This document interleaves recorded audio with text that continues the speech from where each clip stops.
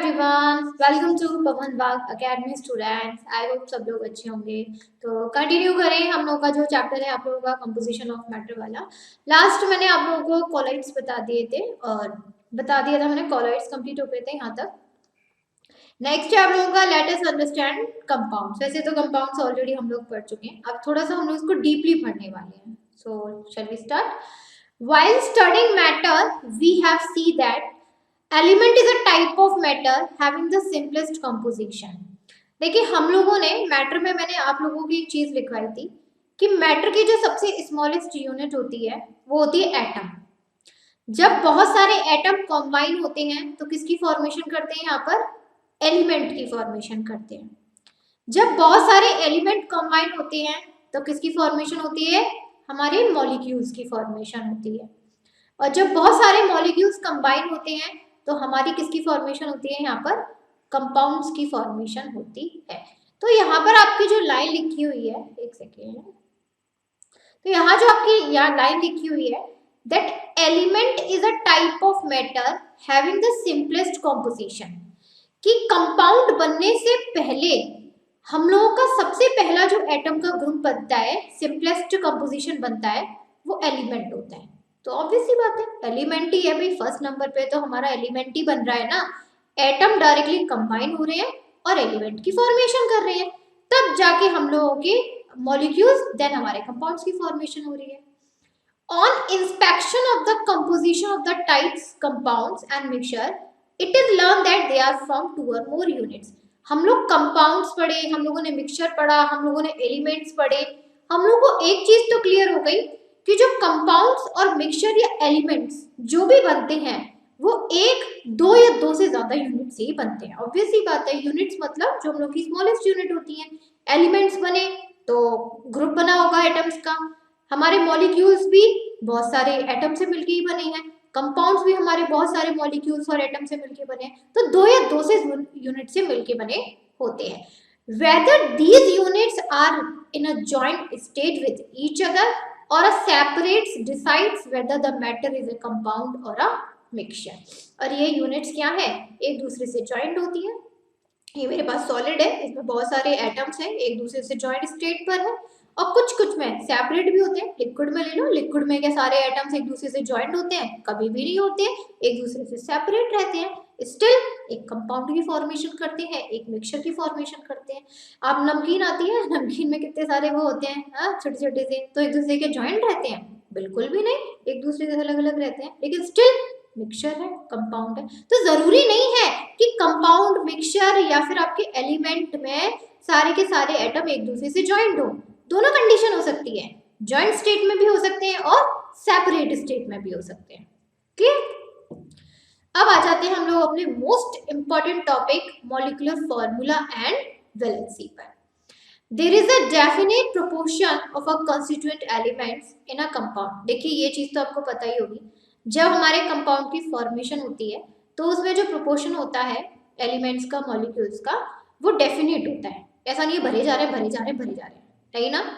यानी कि हमारे कंपाउंड जो कि मॉलिक्यूल से बनते हैं, ये तो लिखवाया था मैंने अभी कि हमारे जो कंपाउंड्स हैं उनकी फॉर्मेशन किससे हो रही है? मॉलिक्यूल से हो रही है। तो उसके उस कंपाउंड के अंदर जो मॉलिक्यूल्स होंगे वो डेफिनेट होंगे। ऐसा नहीं है जितनी रिक्वायरमेंट उतने मॉलिक्यूल, ऐसा नहीं एक्स्ट्रा भरे पड़े कम भरे पड़े, जितनी रिक्वायरमेंट उतने मॉलिक्यूल्स। और ये सब के सब एक दूसरे से ज्वाइंट भी होते हैं। So the molecular formula indicates the number of atom of each of the constituent elements present in one molecule of a compound। यहाँ पे जो डेफिनेशन लिखी हुई है ये आपकी 2 मार्क्स में एग्जाम में पूछी जाती है। इसमें क्या बोला गया है कि what is molecular formula? Molecular formula क्या है? मॉलिक्यूलर फॉर्मूला का मतलब है कि एक मॉलिक्यूल बनाने के लिए हमें नंबर ऑफ, यानी कि मॉलिक्यूल्स की फॉर्मेशन किससे होती है? एलिमेंट से होती है। यहाँ देखो मॉलिक्यूल्स किससे बन रहे हैं? एलिमेंट्स के ग्रुप से बन रहे हैं। एलिमेंट्स किससे बन रहे हैं? एटम्स के ग्रुप से बन रहे हैं। तो कहा गया है कि जब हमारे वन मॉलिक्यूल को बनाने के लिए एलिमेंट्स के अंदर जितने नंबर ऑफ एटम्स की रिक्वायरमेंट होती है उसी को हम लोग बोलते हैं मॉलिक्यूलर फॉर्मूला।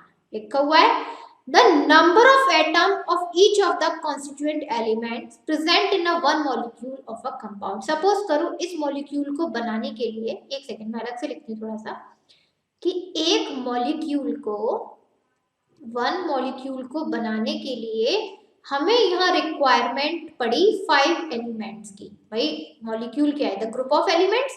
तो सपोज करो यहाँ 5 एलिमेंट्स की रिक्वायरमेंट पड़ी और इस 5 एलिमेंट्स में नंबर ऑफ एटम्स कितने प्रेजेंट हैं, उन्हीं को हम लोग बोलते हैं मॉलिक्यूलर फॉर्मूला. समझ में आया? एक बार और बताऊं.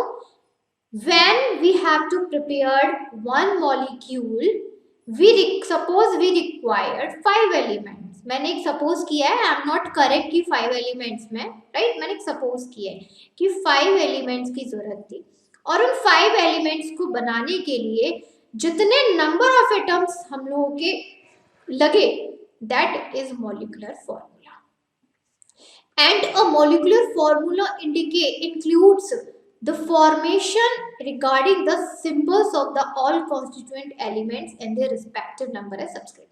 और यहाँ पर ये जो मॉलिक्यूलर फॉर्मूला है, मॉलिक्यूलर फॉर्मूला किन किन एलिमेंट से मिलके बना होता है उसकी इंफॉर्मेशन देता है with symbols.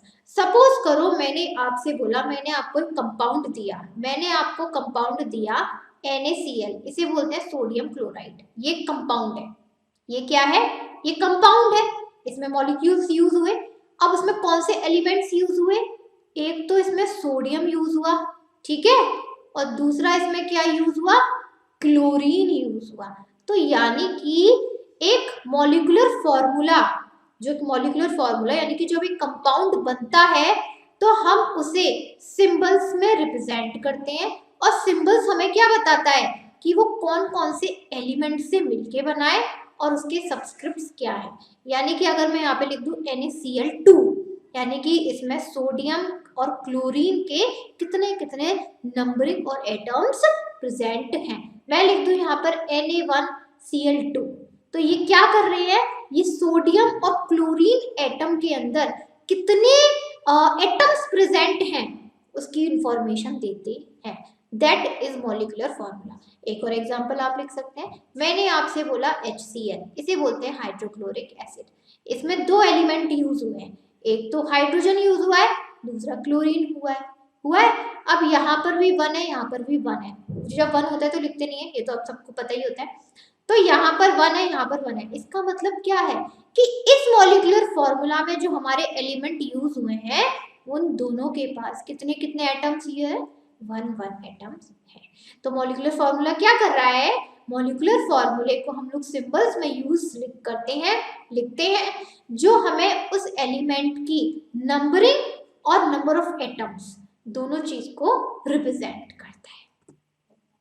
And we have seen that the relationship between a molecular formula and a number of atoms of various elements in a molecule. अभी हमने क्या देखा कि किसी भी मॉलिक्यूलर फॉर्मूला में कितने एटम्स प्रेजेंट है वो हम पता लगा सकते हैं by using their symbols, and the ability of joining to another atom with a chemical bond is a chemical property of each atom. अब यहाँ पर क्या है, जितने भी एटम जो कि एलिमेंट की फॉर्मेशन कर रहे हैं, एलिमेंट में प्रेजेंट है, एलिमेंट में अपने प्रेजेंट है एज अ ग्रुप, तो वो एक केमिकल बॉन्ड से अटैच होते हैं, जुड़े रहते हैं. ये उनकी अपनी खुद की एबिलिटी होती है. And the ability is indicated by a number, and this number is called valency of that atom. अब यहाँ पर आपको ध्यान है ना कि केमिकल बॉन्ड क्या है, केमिकल बॉन्ड वो है कि किसी एटम में आउटर मोस्ट शेल में कितने इलेक्ट्रॉन्स हैं. आपको वैलेंसी पढ़ाई थी ना लास्ट लेक्चर में, आप लोगों के 5th चैप्टर में क्या था, वैलेंसी नहीं थी. What is valency, the number of electrons in outermost shell of an atom, it is the valency. और जितने नंबर ऑफ एटम्स हमारे आउटर मोस्ट शेल में एटम में प्रेजेंट होते हैं वही केमिकल बॉन्ड बनाते हैं और उसी को हम लोग बोलते हैं वैलेंसी. ये तो मैंने लास्ट लेक्चर में पढ़ाया है, जिसने नहीं किया मेरा लास्ट लेक्चर जाके देख सकते हैं, बहुत अच्छे से बताया है. And atoms forms a mechanical chemical bond other atoms with valency, और एटम बहुत सारे केमिकल बॉन्ड्स बनाते हैं। And generally valency of an element constant in various compound, और हर एक कंपाउंड में जो वैलेंसी होती है कांस्टेंट होती है। कांस्टेंट मतलब भाई जिस एटम में आउटर मोस्ट इलेक्ट्रॉन जितने हैं उतने ही रहेंगे, कम या ज्यादा नहीं होते, तो वो फिक्स्ड रहते हैं, कांस्टेंट रहते हैं। नेक्स्ट है scientist perform many experiments regarding composition of compound during 18th and 19th century and from that they deduce the valency of Ln2। देखिए 18th और 19th सेंचुरी में काफी सारे साइंटिस्ट थे, उन्होंने जो हम लोग चैप्टर पढ़ रहे हैं that is composition of compounds matter and everything, उन्होंने इसकी वेरे जो एलिमेंट्स की वैलेंसीज होती हैं depend on the outer most electrons on atom, उसके बारे में पूरा डिस्कस किया था। And the valencies of the constituent elements can be deduced from the non-molecular formula of a compound। देखिए अगर हमारे पास कोई कंपाउंड है, जैसे कि मैंने आपको बताया NaCl2, सपोज करो मैंने ये लिख दिया, तो इससे क्या है, हम लोग यहाँ पर इसकी वैलेंसी को भी पता कर सकते हैं। मॉलिक्यूलर फॉर्मूला से हम किसी की वैलेंसी भी निकाल सकते हैं। जैसे हाइड्रोजन की बात करें, ये देखिए HCl, HCl पे ऐसे प्लस का साइन होता है, इसका मतलब ये यूनिवैलेंसी है, इसके ऊपर सिर्फ एक ही चार्ज होता है, एक ही आउटर मोस्ट इलेक्ट्रॉन में, इसके आउटर मोस्ट शेल में कितना सिर्फ एक ही इलेक्ट्रॉन होता है, दैट मीन यूनिवैलेंसी, एक वैलेंसी होती है। On the other hand the molecular formula of a compound can be written from the unknown valency of the constant elements by the method of cross multiplication। देखिए अगर हमें किसी की वैलेंसी नहीं पता है तो हमारे पास एक मेथड होता है क्रॉस मल्टीप्लिकेशन, हम उससे पता लगा सकते हैं। देखो अब इसमें होता क्या है, यहाँ पर आप लोगों का जो कंपाउंड दिया है वो दिया है CO, ठीक है, दो एलिमेंट दे दिए CO, इसको बोलते हैं कार्बन मोनोऑक्साइड, इसको हम क्या बोलते हैं, कार्बन, यानी कि कार्बन अलग है ऑक्सीजन अलग है। अब यहाँ पे देखिए कार्बन में हम लोगों की यहाँ पर आउटर मोस्ट शेल में कितने इलेक्ट्रॉन्स होते हैं, 4, ठीक है। ऑक्सीजन के आउटर मोस्ट शेल में कितने इलेक्ट्रॉन्स होते हैं, 2। आउटर मोस्ट शेल इलेक्ट्रॉन्स को समझने के लिए आप लोगों को लास्ट लेक्चर देखना पड़ेगा, ये मैंने बहुत अच्छे से बताया है कि किसी के आउटर मोस्ट इलेक्ट्रॉन्स का पता लगाने के लिए हम लोग K L M N ये 4 शेल होती हैं और उनके इलेक्ट्रॉन्स को हम कैसे डिस्ट्रीब्यूट करते हैं वो मैंने बहुत अच्छे से सिखाया हुआ है, तो उसको आप जाके देख सकते हैं, ठीक है। कार्बन के आउटर मोस्ट इलेक्ट्रॉन्स में होते हैं 4 और ऑक्सीजन के आउटर मोस्ट इलेक्ट्रॉन्स में होते हैं 2, ठीक है। अब यहाँ पर हम लोगों ने कौन सा मेथड पढ़ा, क्रॉस मल्टीप्लिकेशन। यहाँ देखो मैंने क्रॉस मल्टीप्लाई कर दिया, मैथ्स में ऐसे ही करते हैं क्रॉस मल्टीप्लाई, ठीक है। ऑक्सीजन की वैलेंसी किसके पास चली गई, कार्बन के पास, कार्बन की वैलेंसी किसके पास चली गई, ऑक्सीजन के पास, C2O4 बन गया मॉलिक्यूलर फॉर्मूला। ये था, हमने सिर्फ कार्बन और ऑक्सीजन का इस्तेमाल किया, हमने 2 एलिमेंट ले लिए, एक एलिमेंट ले लिया कार्बन और एक एलिमेंट ले लिया मैंने ऑक्सीजन। ऑक्सीजन की वैलेंसी मेरे पास 2 थी, कार्बन की वैलेंसी मेरे पास 4 थी, ठीक है। अब यहाँ पर क्रॉस मल्टीप्लाई किया इस तरीके से, क्रॉस मल्टीप्लाई में क्या हो गया कि जो ऑक्सीजन की वैलेंसी थी वो कार्बन के पास चली गई और जो कार्बन की वैलेंसी थी वो हमारी ऑक्सीजन के पास चली गई, तो फॉर्मूला बन गया हम लोगों का C2O4, राइट। तो हमारा ये फॉर्मूला C2O4 हमारा क्रॉस मल्टीप्लिकेशन से बन जाता है। ये कंडीशन हम तब अप्लाई करते हैं जब हमारे पास कोई भी मॉलिक्यूलर फॉर्मूला नहीं दिया होता। सपोज करो NaCl, आपके पास ये फॉर्मूला है, आपको नहीं पता कि सोडियम के पास कौन सी वैलेंसी आएगी, क्लोरीन के पास कौन सी वैलेंसी आएगी, लेकिन आप एक काम तो कर सकते हो। आप काम क्या कर सकते हो, अब आप ये देखो, मैंने आपको ले सोडियम क्लोरीन, ठीक है, मैंने फॉर्मूला दे दिया आपको NaCl, मैंने आपको अभी मॉलिक्यूलर फॉर्मूला दे दिया। अब मैंने कहा आपसे कि इसकी वैलेंसी बताओ, आप क्या कहोगे, हमें तो वैलेंसी पता ही नहीं है इसकी, किसके पास कितनी जाएगी, तो आप क्या कौन सा मेथड यूज करोगे, क्रॉस मल्टीप्लिकेशन। सोडियम के आउटर मोस्ट शेल में कितने प्रेजेंट होते हैं, 1 इलेक्ट्रॉन होते हैं। क्लोरीन के आउटर मोस्ट शेल में कितने इलेक्ट्रॉन्स होते हैं, 7 इलेक्ट्रॉन्स होते हैं। क्रॉस मल्टीप्लाई कर दो तो यहाँ पर क्या बन गया, यहाँ पर Na7Cl1, ठीक है, 1 को लिखते नहीं है तो सिंपल लिख देंगे Na7Cl, इस तरीके से हो गया काम, समझे, ये ऐसे करे जाते हैं। मेरे ख्याल से समझ में आ गया होगा। और ऐसे बहुत सारे आप लोगों के फॉर्मूले हैं, यहाँ आप दोनों तरीके से कर सकते हो। अगर सिर्फ आपको एलिमेंट पता है जैसे नाइट्रोजन ऑक्सीजन, उसके आउटर मोस्ट शेल के लिख लो, आप मॉलिक्यूलर फॉर्मूला बना सकते हो। अगर आपके पास मॉलिक्यूलर फॉर्मूला गिवन है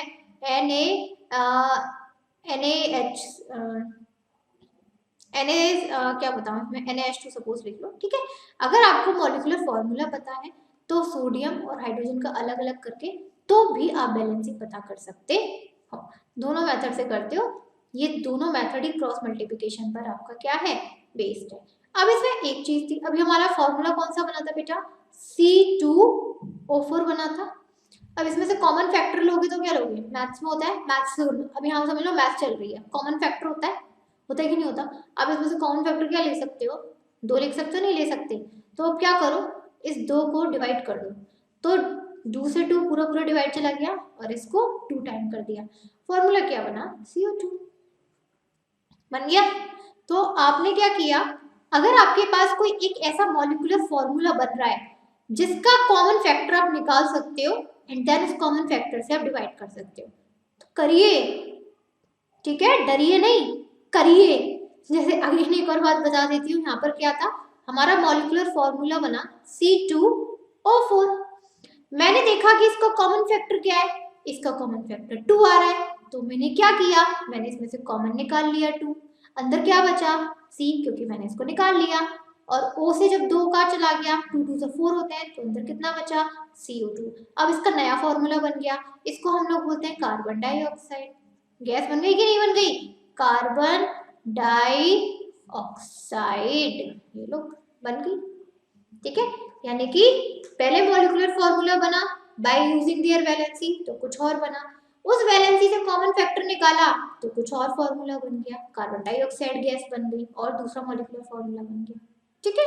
तो इस तरीके से आप किसी के भी मॉलिक्यूलर फॉर्मूले निकाल सकते हो, वैलेंसी बता सकते हो, या किसी को भी चीज को कर सकते हो। आई होप यहाँ तक क्लियर होगा। और इसी के साथ स्टूडेंट आपका जो चैप्टर है ना वो भी एंड होता है, फिनिश। ये लास्ट था आप लोगों का, ये जो वाला जो मेथड था ना, ये लास्ट वाला मेथड था,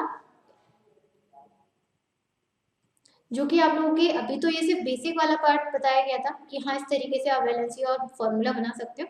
9th में इसका हायर लेवल है आप लोगों का, 9th में हायर लेवल है, 10th में और ज्यादा ही अभी बढ़ते ही चला जाता है लेवल, तो फिर छोटा कहाँ होता। तो अभी ये बेसिक है, तो अब एक काम कर सकते हो, आपके पास जैसे बहुत सारे एलिमेंट्स हैं, पीरियडिक सबसे पहली बात तो काम करिए वही पीरियडिक टेबल का चार्ट ले लो, अपने रूम में लगा लो, देखते रहो रोज, कम से कम 20 एलिमेंट याद होने चाहिए स्टार्टिंग के 1 से लेकर 20 तक के, with their electrons, number of atoms, ठीक है।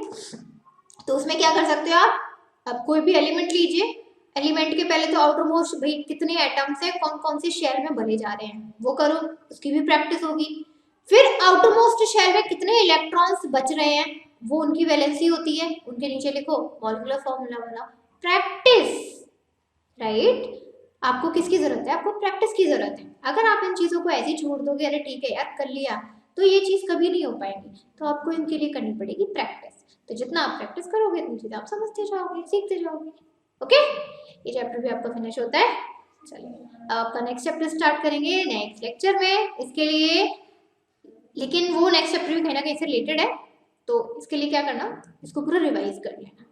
और जिन स्टूडेंट्स ने मेरा पहले वाला चैप्टर भी नहीं किया है जिसमें मैंने आउटर मोस्ट इलेक्ट्रॉन के शेल्स वगैरह बताए थे, प्लेलिस्ट में जाइए, कंप्लीट करिए, that's very important part of for your science,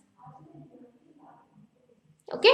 तो चलिए इतना जब तक आप लोग करिए, अपनी प्रैक्टिस करिए, चीज़ों को लगाइए, आउटर मोस्ट शेल सब कुछ करते रहिए ताकि सब कुछ क्लियर हो जाए, कोई डाउट नहीं रहना चाहिए। तब तक के लिए thank you student, bye bye and take care all of you.